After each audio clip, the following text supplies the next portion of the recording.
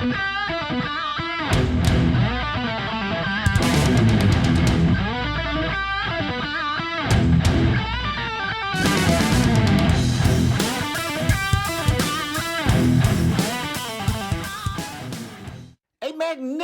1962 Corvette getting a frame-on restoration. I go over cost and other details about this giant job. Let's look into it. Here we go. Welcome to Road Odyssey. Thank you very much for joining me. If you like the videos that I provide, please subscribe. And if you're on Rumble, please follow. Remember, I have my Facebook page. Join me there anytime you like. Introducing the actors of this Corvette passion play. I begin with Ben. No, that's not Ben. Ben is a super cool guy.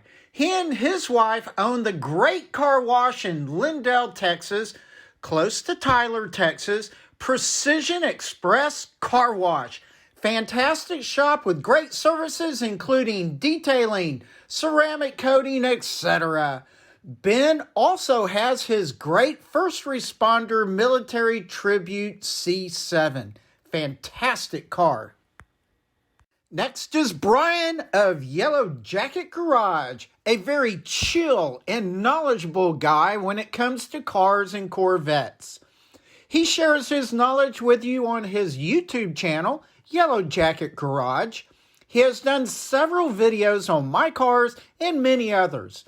His 62 Corvette videos began in May of 2022 up to the present and are due to maybe continue. He too is a Corvette owner with his 2012 C6 Grand Sport, beautiful car, of which you see Corvettes coast to coast.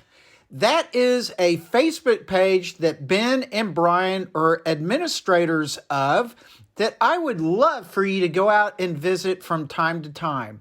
And just a couple of shots of Ben and Bryan working together on the 62, along with the spirit of Burke hovering around. I did actually do a tiny bit of help here and there.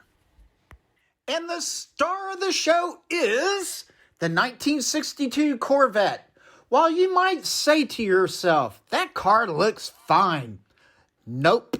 Not fine. Lots of diseases and ramifications and garbage. It chugged and struggled to run at all to begin with.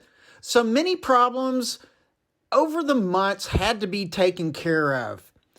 The 62 Corvette, the last year of the C1 model, and amongst the most sought after because most people prefer the dual headlight appearance, etc. 14,531 of these were built in total, sold at a price of around $4,000. At least that's what I get off Wikipedia. This Corvette was originally a red on red. Now, the restoration has been underway for 1.5 years and is continuing. Aside from the changes undergone that I will describe while the Corvette was at Yellow Jacket Garage, it is off to be painted right now. There's also a replacement engine that should be in the works soon as well. And that's because the engine is currently not working too well. Lots of problems with it.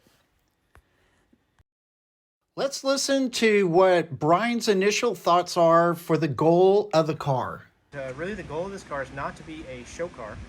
It is not to be a pristine, original, unadulterated example. It's supposed to be driven, enjoyed, and so it's going to get the brake upgrade, it's going to get the engine work, it's going to get a full interior, it's going from red to black for the interior, and then it's going to get a color change, but it's not going to get a much of a color change. It's going to be a little bit darker of a gray.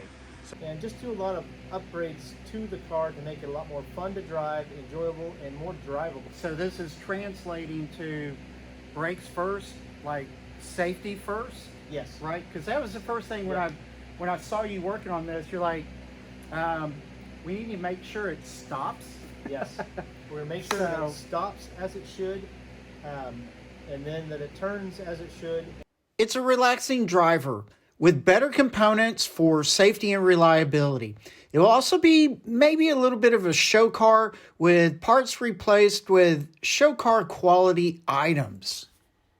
Addressing the huge topic of cost, the car was purchased for about $50,000. All of the parts up to this point in time are well into the $20,000 range. Remember, parts cost is weird because often you have to get hardware that doesn't always fit, nuts and bolts and brackets and such. Add to that is a good amount of wiring and rewiring. Paint is going to be a huge amount, say around $30,000. So the biggest cost savings for Ben and Jaretta is the labor from Bryan, which is zero. It's all free. Well, not exactly free. Bryan has received a lot of really nice tools, paper towels, cleaners, things. So he has been gifted a little bit. Ultimately, this will be a $100,000+ car just for the primary goals of having a fun driver and something to put into shows for grins and giggles. Looking at some of the parts costs and labor costs, here's what's been accomplished so far that I have information on.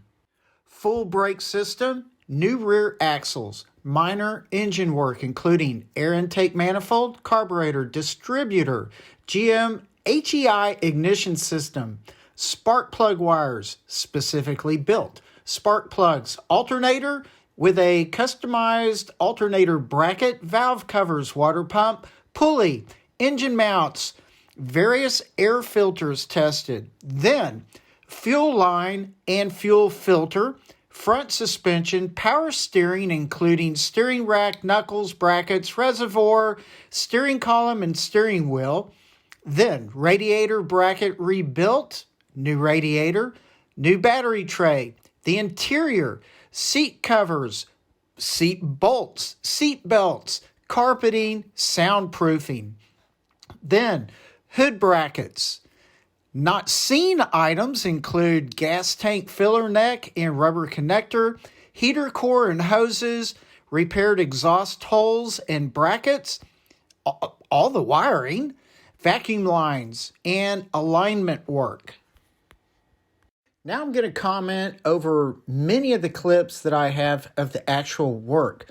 Remember that there is a lot of information out on Bryan's Yellow Jacket Garage YouTube channel as well, like some of the wiring. The project began with replacing all the drum brakes with disc brakes. I'm going to replace the drum brakes on the back of this side, and so what that entails is we're going to pull the drum off, undo the axle retention bolts, we're going to pull the axle out and the backing plate off and everything, do a little bit of cleanup in here, and I'll do the front because the front has a lot more moving parts. Right. But the clearances are a lot greater, so you can get to everything you need to get to. Gotcha. This one, not so much. So if you're gonna do an upgrade on your own car, right, make sure that you're aware of that it's going to be difficult. To get to these bolts that are back here is, from the inside here, is not easy. On this one, I actually pulled the springs and pulled the brakes some bit apart. I'm going to try on the other side to not do that if I can, but it's just a little more involved than I thought it would be. And so anyway, when this goes together, this all bolts back onto the existing axle. That goes onto there. Okay. Your axle will come through and you'll have your axle studs poking out through these holes here. Right. This turns into your emergency brake. And so And you said there's complications on this because the old cable for the e-brake has a different end and a slightly different length. So Bryan had found out that the rear axles were bent, so needed new rear axles and bearings. This is just a quick look around at the front drum brakes and all the original hardware, and then looking across at the new wheel wood that he had already put on the driver's side. Hey, quality stuff. Tell you what, Willwood they got it going on. This is really nice. Right. This is the bearing cap. I've actually tightened it on there. but it comes with the bearing cap. The bearing cap fits inside the existing wheel that we've got. And so you see that it's a vented disc rotor. They're slotted, cross-drilled, all that nice stuff. Really great components. Time for the giant brake booster to get installed. Got to go inside the interior to remove the pin to disconnect the brake booster. Then on the exterior in the engine bay, all that had to be cleaned up, repainted where the brake booster reconnects. And it was a large brake booster, large enough that it interfered with the proportioning valve that had to be included in the brake kit. Also, because the brake booster was so large, the radiator overflow reservoir had to be completely moved, and you will see more of that overflow reservoir at the very end getting remounted. With the brakes pretty well squared away, Bryan began looking at the power supply. So going over all the wiring and bits and pieces of the engine that he knew was going to have to get replaced. That included distributor, wires, plugs, valve covers, intake manifold, and carburetor. While taking a break from the engine, Bryan moved to the front end, the suspension, and the steering rack and the radiator bracket. At this point in time, Bryan's looking at the power steering rack. It came as a full kit with all kinds of other parts for the steering, including the reservoir, the steering rod, the knuckles, and all that kind of good jazz. But also up here up front, you got all the tie rods, the bushings, ball joints, etc., that had been replaced as well.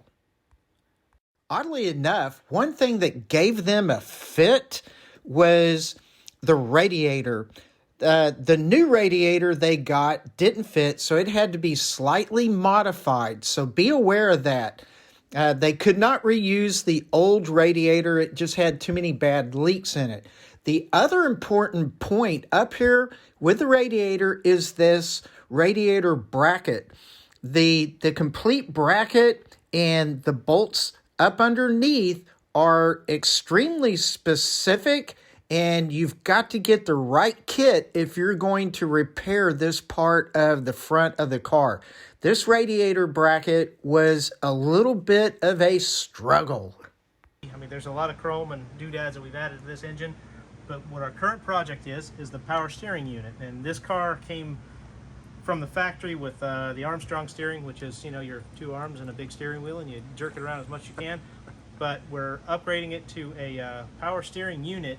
It's a full power steering, full rack, the whole 9 yards. It comes in there, replaces all the old components that are in there. And the next step for it is we got to do the plumbing, and then we got to do the steering column and whatnot, actually put it in, because it's all there, and took all that stuff out of there.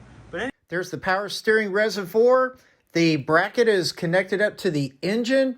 The knuckle, one of the main knuckles, is right there, right around the exhaust manifold, making the installation extremely difficult. So be aware of this little pain in the butt.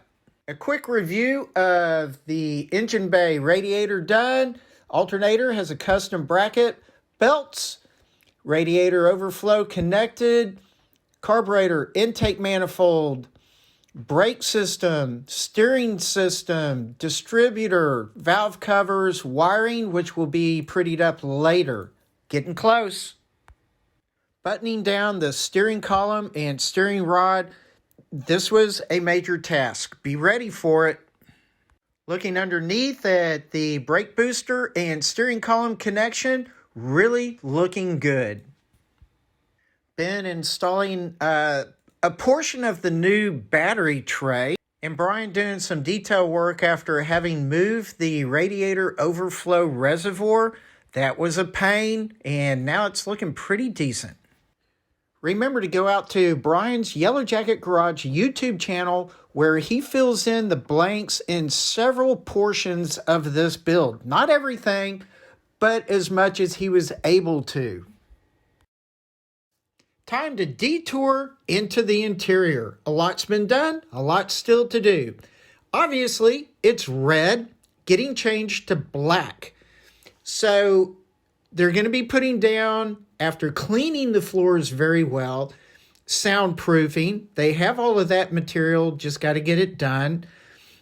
So cleaning the floors involved also removing all of the bolts that were left in the holes. They just got chopped off. Bryan had to chase all those pieces of bolts out of the holes so that he could bolt down the seats properly and get in some seat belts.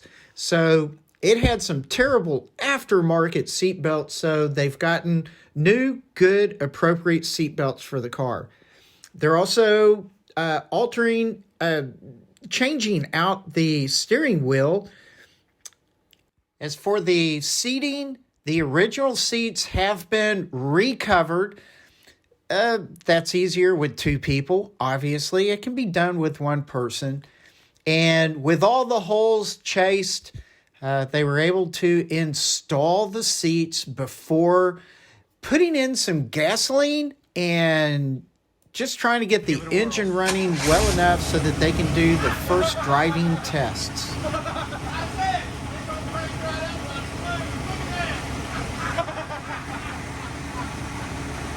Before pulling it out of the garage, Bryan had the engine running pretty well. The idle was a little jacked up. It seems like there was something going on in the valve train. There probably needs to be some adjustment, or components are just so worn out. That's what we really think, or what Bryan really thinks. The engine's just worn out, and that's why they're looking for a new engine. But, you know, it idled very well. There was some decent compression on the cylinders. I heard it come out. But just listening to it and playing with it, even after putting in some new spark plugs and, you know, just really trying to diagnose this engine, just gave it up and went ahead and started doing some driving tests so more work could be done to the car. With the engine running decent enough, Bryan did, you know, some typical driveway testing, the transmission going into different gears and the brakes. Once all of this was accomplished, Bryan took it out on the neighborhood road and just gave it a good drive. Bryan's basic complaint while driving it was that it's actually undrivable because the alignment is so far off. It was floaty. It just didn't want to handle very well, and he just really didn't want to get it up to speed.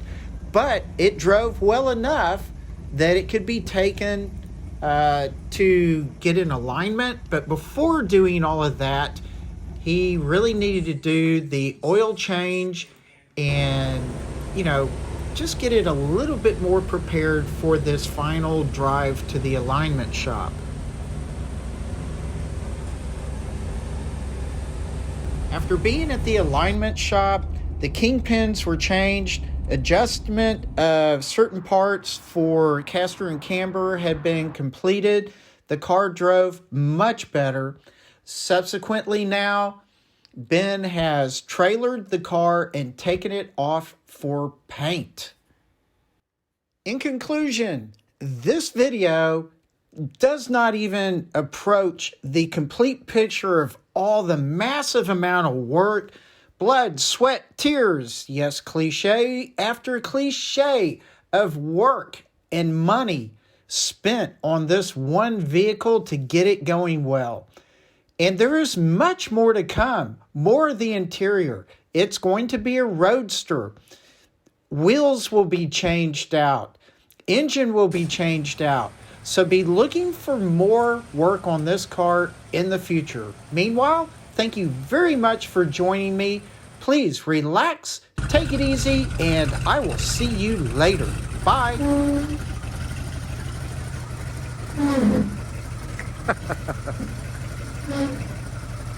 They work.